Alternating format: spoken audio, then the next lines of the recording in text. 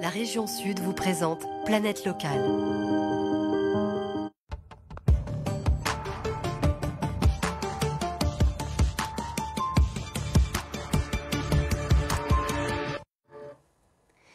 Bienvenue à tous dans Planète Locale, votre rendez-vous sur l'environnement tous les lundis. Notre invité ce soir, Loïc Dombreval, député des Alpes-Maritimes et rapporteur général de la loi contre la maltraitance animale. Bonsoir. Bonsoir. Et avec nous, tous les lundis, notre chroniqueur Clément Avarguès, rédacteur en chef de Nice Presse. Bonsoir. Bonsoir Pauline.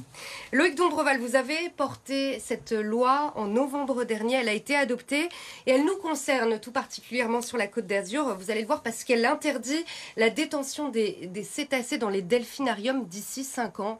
Est-ce une avancée historique ? C'est une avancée qui était très attendue par tous les défenseurs et les associations de défense des animaux. C'est une avancée qui était déjà en œuvre dans d'autres pays européens.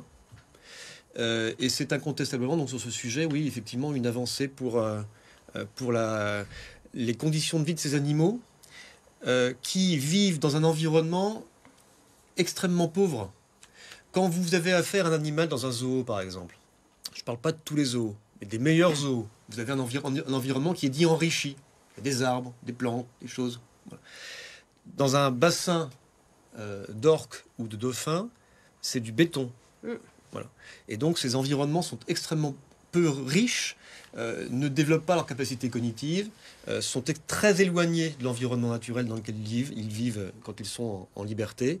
Et effectivement, je pense que pour ces animaux, c'est une très bonne chose que de les sortir de ces delphinariums. Cela veut dire que dès aujourd'hui, Marineland ne peut plus permettre la reproduction des cétacés dans son parc et que d'ici 5 ans, s'il ne peut plus en détenir, il devra donc fermer. C'est ça. Alors, c'est pas exactement ça. D'abord, effectivement, vous avez raison, il y a un délai de 5 ans. C'est extrêmement important. On ne peut pas définir comme ça, prendre des décisions depuis Paris, abruptes, définitives, et dire tout le monde dehors, dauphins, orques et personnel. Non. Il y a le respect qui est dû d'abord à ces professionnels, à ces gens qui y travaillent et qui font du mieux qu'ils peuvent. Objectivement, moi, j'ai aucun doute sur la capacité et les compétences des gens qui travaillent au Marineland ou dans les delphinariums. Ça, c'est le premier point. Et ensuite, ce qui va se passer, c'est qu'on leur donne 5 ans. Mais si, dans ces 5 ans, le Marineland met au point des programmes de recherche scientifique, validés par le ministère de l'Enseignement supérieur, par le ministère de la Transition écologique, alors ils pourront conserver les animaux dans le cadre de programmes de recherche. C'est pas de l'expérimentation animale, attention, hein.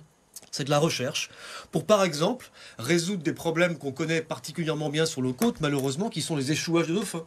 Comment est-ce qu'on pourrait imaginer des dispositifs permettant d'éviter ces échouages, par exemple, ou d'autres sujets qui ont trait à la vie de ces dauphins et de ces cétacés en liberté. Je ne suis pas certaine de bien comprendre, Loïc Dombreval. On peut les détenir, mais pour des questions de recherche. C'est ça. Mais qu'en est-il du bien-être animal ? Il ne va pas évoluer, il ne va pas changer. Là, ce sera toujours les mêmes conditions. Absolument. Simplement, on se dit, et je pense qu'on a raison de penser comme cela, que si on est capable de mettre au point des programmes de recherche très ambitieux, validés scientifiquement par les meilleurs experts internationaux sur ces questions-là, on va sauver la vie de milliers d'autres cétacés, dauphins et orques en liberté. Et c'est à cette condition-là qu'on pourra maintenir ces animaux en captivité. Donc pour les loisirs, pas d'accord, mais pour la recherche, d'accord. Exactement. À partir du moment, encore une fois, ça fait avancer la connaissance de ces animaux et qu'on permette de mieux les soigner ou les considérer en liberté. Des associations ont déjà évoqué la question de remise en liberté progressive des animaux. Est-ce que c'est faisable et est-ce que c'est faisable chez nous en Méditerranée ? Alors, c'est un sujet extrêmement intéressant. Rick O'Barry, qui est le grand dresseur de dauphins, qui avait dressé le dauphin d'une série télévisée que vous n'avez pas dû connaître parce que je suis plus âgé que vous, qui s'appelait Flipper le dauphin. Oh, bah quand même, Flipper. Excusez-moi. C'était lui qui avait dressé Flipper le dauphin et ses collègues dauphins. Et il a réussi à remettre, mais après plusieurs années, des dauphins en captivité et nés en captivité en liberté. C'est extrêmement compliqué. Et donc, on s'achemine vers une solution intermédiaire qui serait les sanctuaires. Reste à définir ce qu'est un sanctuaire, donc un endroit probablement dans une baie mais sous quelle nature, avec quelle profondeur, dans quelles conditions. Voilà, donc définir ce qu'est un sanctuaire. Le ministère de la Transition écologique s'y travaille sur ce sujet en ce moment, et on verra ensuite de quelle façon est-ce qu'on pourrait éventuellement remettre ces dauphins dans des sanctuaires, mais en aucun cas en liberté. Ils seraient en grande difficulté dans les heures qui suivent leur mise en liberté, notamment en étant attaqués par d'autres espèces animales qui pourraient être des prédateurs. Une dernière question sur Marineland, et puis on avancera après avec Clément sur la question de la chasse. Il y a quand même des centaines de milliers de visiteurs chaque année à Marineland. Ça veut dire que les gens veulent du spectacle, veulent des dauphins qui font des sauts. Est-ce qu'il y a un problème de sensibilisation auprès du public, auprès des plus jeunes, pour leur dire, en fait, regardez, ce n'est pas forcément de la bientraitance? Je crois que c'est même pas la peine de faire cette formation. Je crois que les fréquentations, quoi qu'en dise Marineland, diminuent lentement au Marineland. Ça, c'est une réalité. Il y avait, je crois, 1 400 000, 1 500 000 entrées il y a de ça une vingtaine d'années. Il y en a plus qu'environ 700 800 000. Il y a eu de grandes difficultés. Ce n'est pas la faute du Marineland. C'est la faute de l'opinion publique, entre guillemets. C'est la responsabilité de l'opinion publique et notamment des enfants qui sont aujourd'hui beaucoup plus réticents qu'avant à aller voir ce type de spectacle. C'est une réalité. On ne peut pas y faire fi. Autre question d'actualité, vous n'avez pas raté ce fait divers dans le Cantal, cette jeune fille de 25 ans qui a été tuée accidentellement par une chasseuse de 17 ans. On a un peu la foire aux propositions sur la chasse, c'est normal, c'est l'élection présidentielle, j'imagine que vous avez un point de vue sur ça. Par exemple, cette proposition d'interdire la chasse le samedi, le dimanche et pendant les vacances scolaires, qu'en pensez-vous ?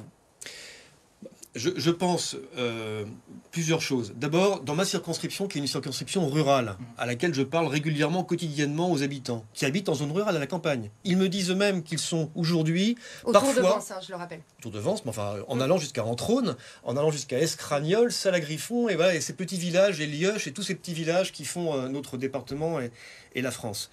Les gens me disent, qui habitent, me disent, nous avons parfois peur le week-end à nous promener avec notre chien ou avec notre famille. Vous avez entendu, alors peut-être l'affaire le dira, mais que ces chasseurs dans le Cantal, ils ont fait cette séance de chasse sur demande d'agriculteurs qui avaient des problèmes avec les sangliers.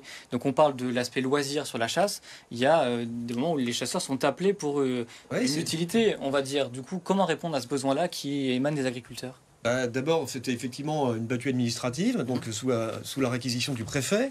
Et effectivement, on arrive aujourd'hui à une prolifération par millions de sangliers en France, parce que, et je le dis de façon très calme, mais sans agressivité, parce que les chasseurs n'ont pas fait leur travail. Et ces sangliers, aujourd'hui, sont leur travail de régulation. Il y a très peu de temps, Willy Schran disait lui-même, en direct, dans une émission de télévision, que la régulation, ils s'en foutaient. La régulation, il ne veut pas s'en foutre, parce que ça attaque, ces sangliers attaquent les récoltes, et puis parfois même crée des grandes difficultés sur nos routes, avec des accidents de voiture. Donc, en l'occurrence, moi, ce que je vois, c'est qu'il y a des Français aujourd'hui qui ont peur de se promener, et donc oui, je pense qu'une interdiction de la chasse un jour par semaine... Le dimanche serait une bonne chose. Je rappelle encore une fois 2 choses. En 2000, la France avait interdit la chasse le mercredi. Ça a duré 3 ans, on est revenu sur la loi. Bien. Sachez qu'en Europe, dans tous les pays européens, il n'y a pas un pays qui chasse autant de jours, c'est-à-dire 7 jours sur 7 que la France, et autant de mois sur l'année. Est-ce qu'on peut discuter calmement et sereinement avec les chasseurs de ce partage de l'espace qui passe notamment par un jour non chassé? Ça ne me paraît pas être une demande exorbitante. On a compris votre point de vue sur la question. Merci beaucoup Loïc Dombreval. On va avancer. Hélas, le temps nous est compté. On va parler des cirques. Avec votre impulsion, plusieurs communes azuréennes ont interdit les cirques avec des animaux sauvages. Je pense à Nice, je pense à Villeneuve-Loubet. Quel accompagnement économique, social imaginez-vous pour les professionnels du cirque? On renonce à une partie de leur activité. Je répète toujours que le bien-être des animaux ne peut pas se faire au détriment du bien-être des êtres humains. Et que ces circassiens, il faut les accompagner. On les accompagne. Comme on accompagne le Marineland, auquel on a tendu la main, l'État lui a tendu la main. Pour l'instant, il n'y a pas de réponse. Mais il faut tendre la main, aider, accompagner financièrement à la fois ces circassiens, ces professionnels, et également, bien sûr, les animaux. Mais l'un ne va pas sans l'autre. Et c'est ce que l'on fait, et c'est ce qu'on va faire, et c'est ce qu'on va continuer de faire, malgré effectivement les réticences des professionnels. Donc, Clément, vous pensiez à quelque chose au sujet de la corrida? Oui, une double question, et je vais vous demander de répondre un peu rapidement, même si c'est pas facile. Double question sur 2 grands tabous qui restent en France, des débats qui reviennent très souvent et qui ne sont pas encore tranchés par la loi, me semble-t-il. En plus, vous y êtes favorable. Celui de la corrida et celui des abattages rituels. On a d'un côté la tradition qui s'impose pour ce qui est de la corrida et le respect des cultes pour ce qui est des abattages rituels. Pensez-vous que, justement, ces sujets-là sont trop tabous? Et si, d'après vous, ils ne le sont pas, quand est-ce que nous pourrions trancher enfin ce débat, lancer une discussion et légiférer éventuellement? Moi, je pense que sur la question de la corrida et sur la question, comme vous l'avez évoqué, de l'abattage rituel, ce sont Donc des sujets halal et cachère. oui, halal et cachère, sur lesquels on doit pouvoir avancer lors de la prochaine législature. Cette fois-ci, Après la présidentielle. Cette fois-ci, ça n'a pas été possible, mais il n'est pas normal de se nourrir d'aliments halal ou cachère, culte musulman ou culte juif, si on n'est pas au courant, si on n'est pas informé qu'on se nourrit avec ce type d'aliments. Parce que quand vous vous nourrissez avec un aliment halal ou cachère, vous pensez à ça? Je pense à l'étiquetage, bien sûr, mais je pense aussi au fait que dans des pays dans lesquels on abat les animaux selon ces rites-là, eh bien, l'étourdissement préalable ou juste après l'égorgement est une réalité possible. Donc pourquoi est-ce que la France ferait une exception? Je ne sais pas. Sur la corrida, très compliqué, tradition locale ininterrompue, mais enfin, à la fin quand même, si vous faites une corrida en Bretagne, vous allez en prison. Si vous faites une corrida, eh bien, dans l'Hérault, vous n'allez pas en prison. La loi doit trancher. La loi doit trancher, bien sûr. Merci beaucoup Loïc Merci Dobreval d'avoir été notre invité dans Planète Locale et merci à vous. Clément, on se donne rendez-vous lundi prochain. Demain à 17h45, je vous donne rendez-vous pour Azure Business avec Céline Moncel. Elle reçoit le directeur général des cafés Malongo, une marque de chez nous. Il s'agit de Jean-Pierre Blanc. À demain.